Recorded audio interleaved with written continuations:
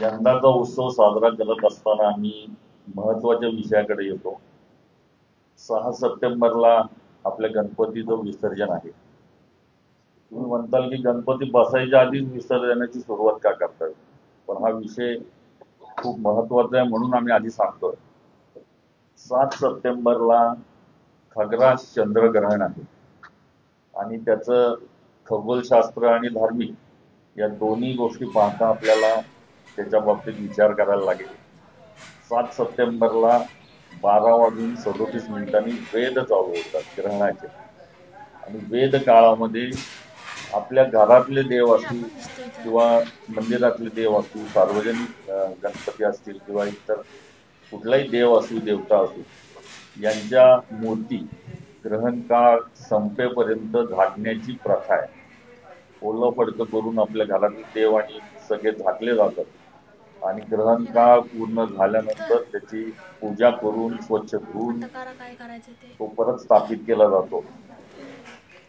तर आपली गेली अनेक वर्ष आपण बघतोय विसर्जन मिरवणूक ही 24 तास 27 तास अशी चालत असते. खूप मोठ्या प्रमाणात त्याच्यामध्ये वेळ जातो. यंदाच्या वर्षी 12 वाजायच्या आत 7 तारखेला विसर्जन मिरवणूक संपवावी म्हणून आम्हाला काही महत्वाचे निर्णय या ठिकाणी घ्यायला लागतात. 12 वाजायच्या आत अशासाठी त्याचं कारण आधीच सांगितलं. 12:37ला वेद चालू होत आहे. प्रत्येक गणपती मंडळाचा गणपती हा आपापल्या मंदिरात ज्या ठिकाणी आपण ठेवतो त्या ठिकाणी ठेवण्याची व्यवस्था प्रत्येक मंडळाच्या अध्यक्षांनी, पदाधिकाऱ्यांनी व कार्यकर्त्यांनी करावी अशी सर्वांचीच भावना आहे आणि त्याच्या मागे धार्मिक कारण सुद्धा आहे.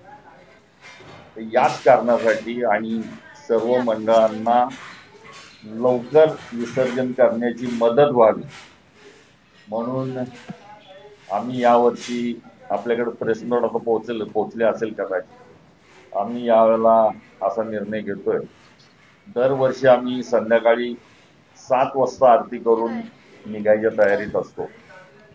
परंतु यावर्षी सर्व मंडळांच्या सोयीसाठी, सर्व कार्यकर्त्यांच्या सोयीसाठी, नागरिकांच्या, भाविकांच्या सोयीसाठी आम्ही यावर्षी ज्या ठिकाणाहून गणपतीची मिरवणुकीची सुरुवात होती त्या टिळक पुतळ्यापासून मानाचे 5 गणपती गेल्यानंतर लगेचच आमच्या मिरवणुकीला आम्ही सुरुवात करणार आहोत. हा अत्यंत महत्वाचा आणि धाडसी निर्णय आम्ही घेतोय. कारण 132-33 वर्षाची ही परंपरा आहे. या परंपरेमध्ये आता पहिल्यांदाच खंड पडतोय, पण हा खंड पडत असताना त्यामागे 2 कारण आहेत.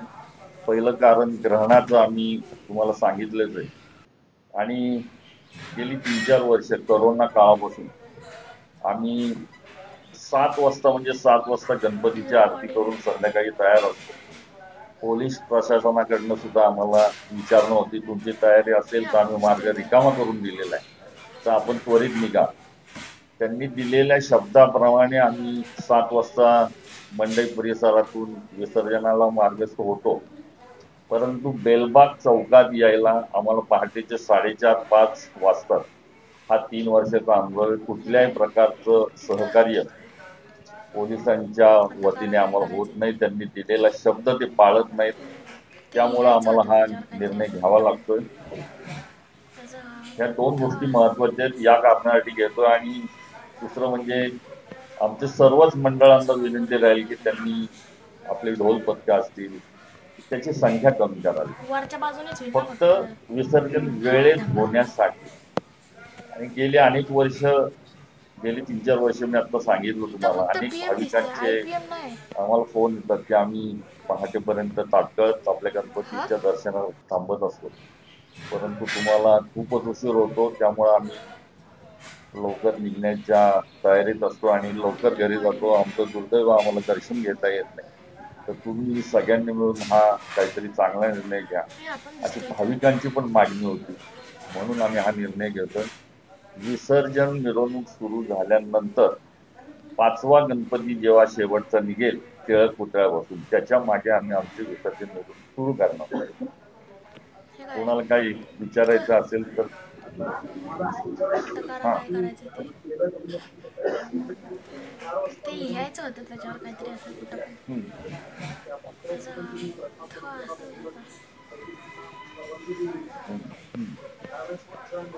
असं काय करू शकतो आपण त्याला.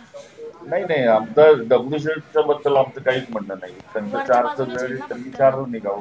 हा आम्हाला 2:30 वाजता मार्ग मिळाला, त्यांनी 2:30 वाजता निघून जाऊ. कदाचित दगडूशेठच्या आधी बंद जाऊ. इथं दगडूशेठ फक्त आमच्या पीएम मागे दिसते येईल तेव्हा ते IPL नाही. किती वेळ लागतो त्याच्यावर अवलंबून आहे. परंतु आम्ही मानाच्या गणपतीच्या मागे जाणार. मी आपल्या प्रेस नोट मध्ये स्पष्ट लिहिलंय, या वर्षीपासून आम्ही ही सुरुवात केलेली आहे आणि ही कायमस्वरूपी राहील. म्हणजे ग्रहणामुळे या वर्षी करतो आणि पुढच्या वर्षी परत आहे तसं असं काहीही नाही. या वर्षीपासून आम्ही दरवर्षी मानाच्या गणपतीच्या मागे विसर्जनाला सहभागी होणार आहोत. प्रमुख मंडळ जे आहे किंवा मानाची मंडळ जे आहे त्याच्या मंडळांकडून बाकी जे रस्ता आहे ते मोठ्या प्रमाणात वापरले जातात आणि त्याच्यामुळे गॅस पडतो आणि विलंब होतो. त्याच्यावरती आपण नियंत्रण काय करतो? नियंत्रण आहे, आम्ही प्रत्येकाला विनंती करतो. नियंत्रण आम्ही सर्व गणपती मंडळ आम्ही एकत्र असतो. पुणे शहरातले प्रत्येकाची एकी, आमचं ब्रीदवाक्यच एकी हेच बळ म्हणून. तर आम्ही कुणाला दोष देणार नाही, फक्त आम्ही त्यांना विनंती करणार आहोत की आपले ढोल पथकाची संख्या किंवा आपला जो ताफा असतो मोठा त्याची संख्या कमीत कमी ठेवावी, जेणेकरून विसर्जन मिरवणूक लवकर संपवता येईल आणि नागरिकांना आणि मंडळाच्या लोकांना सुद्धा कुणालाही कुठल्याही प्रकारचा त्रास न होता विसर्जन मिरवणूक पार पडेल.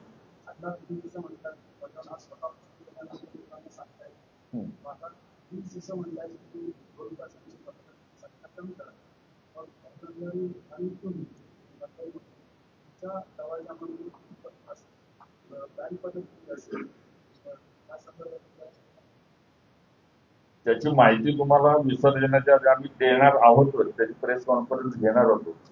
परंतु आमच्याकडे मंडळाच्याकडे कमीच असतं, एक बँड एक ढोल पथक असतं.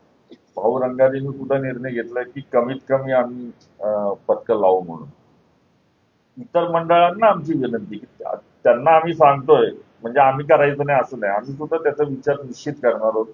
त्याचा फायदा सर्व भाविकांना, नागरिकांना व्हायला पाहिजे. त्यांच्या दृष्टीने गणपतीचं दर्शन घेणं खूप गरजेचं आहे आणि त्या दर्शनासाठी लाखो लोक रस्त्यावरती असतात.